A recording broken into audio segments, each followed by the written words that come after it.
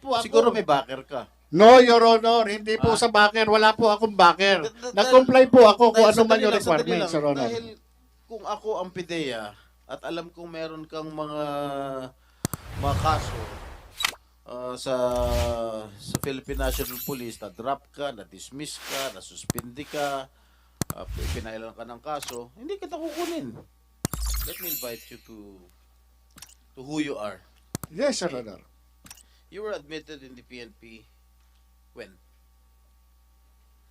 1993, Your Honor. Exact date.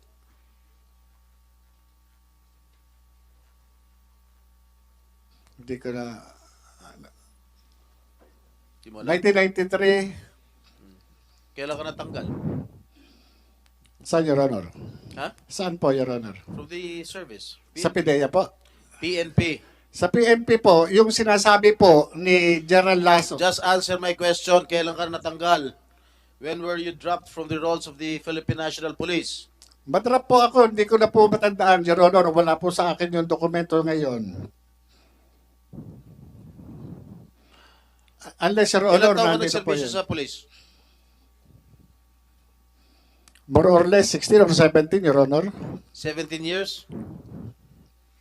According to the information that I received, you were dropped from the PNP on April 25, 1994. Meron pang ano yan, Your Honor, na restored yan, Your Honor. You were admitted, you said you told us 1993. Correct? Admitted in the PNP. Yes, Your Honor. Yes, Your Honor. And you were dropped from the PNP role on 1994, the same month. Na-restore. Isang Hindi, taon lang? hindi po ako, hindi po ako familiar doon sa date. Kung itatanungin niyo po sa akin yung exact date, wala po sa akin yung eksaktong dokumento, Your Honor. Hindi mo alam kung kailan ka natanggal sa serbisyo? Your Honor, yung ganyang, hindi, kailangan ko sa dokumento. Your Honor, Ako alam ko kung kailan ako nakulong eh. yun po, Your Honor, sa inyo, Kung no? hindi mo alam kung kailan ka na-drop sa PNP, Totoo po, kasi kung pagbabasihan po natin ang dokumento, Your Honor, kalokohan yan. Your Honor, ang pagsagot kahit saan mang pleading, Your Honor, bumabase ako doon sa dokumento, Your Honor. Hindi lahat ng pagkakataon, Your Honor, makakabisado ko yung mga dokumentong matagal nang nakalipas. Kung ano man yung pangyayari ng matagal nang nakalipas, hindi lahat po yun makakabisado ko o maaalala ko.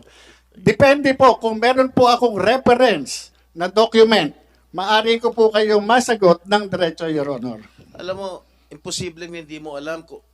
Alam mo nga kung kailan ka na-admit sa PNP, hindi mo alam kung kailan ka na-dismiss. Your Honor, Sandali lang. Alam Yes. mo na na-admit ka noong 1993. Hindi mo alam kung kailan ka na-dismiss sa PNP. Your Honor, And the following year na-dismiss ka na. Your Honor, yung sinasabi nyo drop, magkaiba po yung drop doon sa dismissal. Okay. You were dismissed a few months after, 1994 din.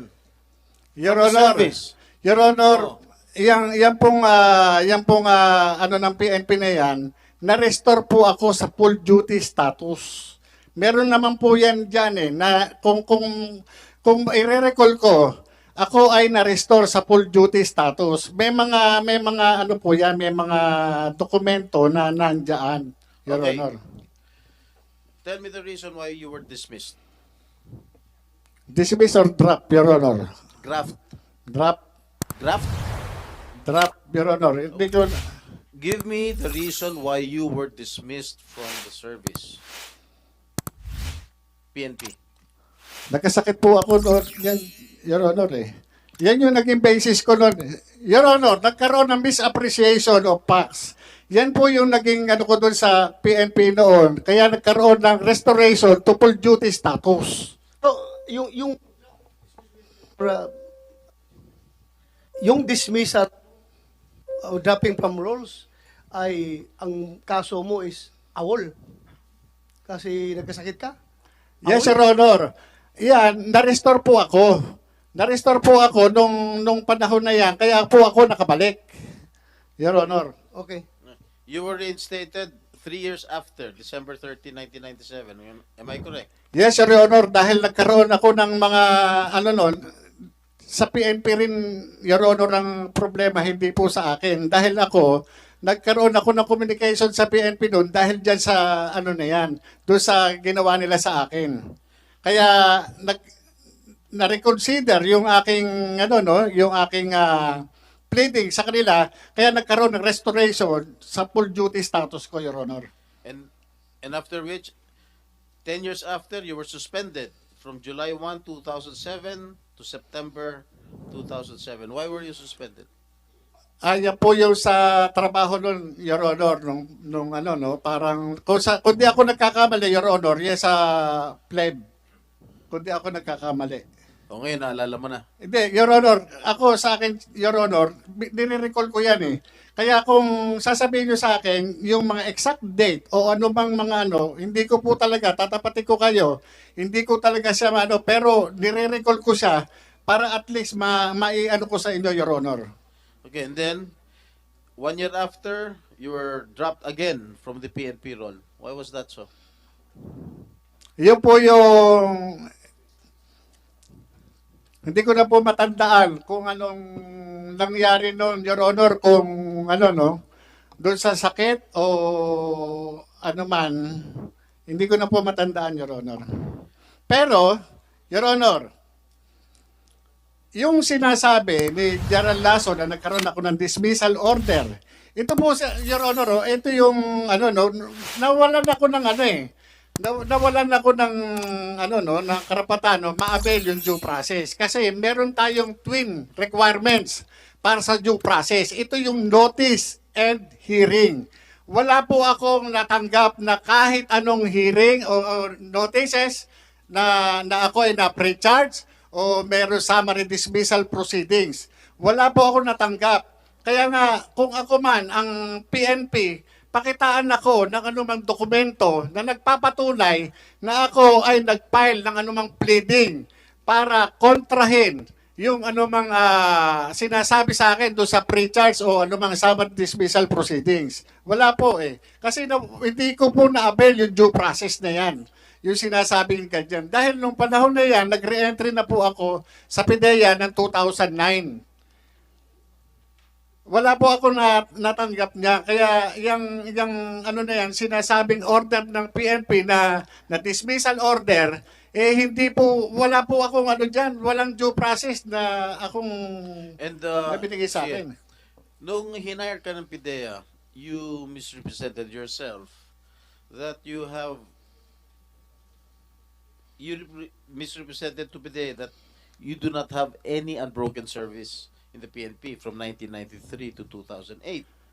And you did not disclose that you were dropped from the PNP role on April 25, 1994 and August 28, 2008.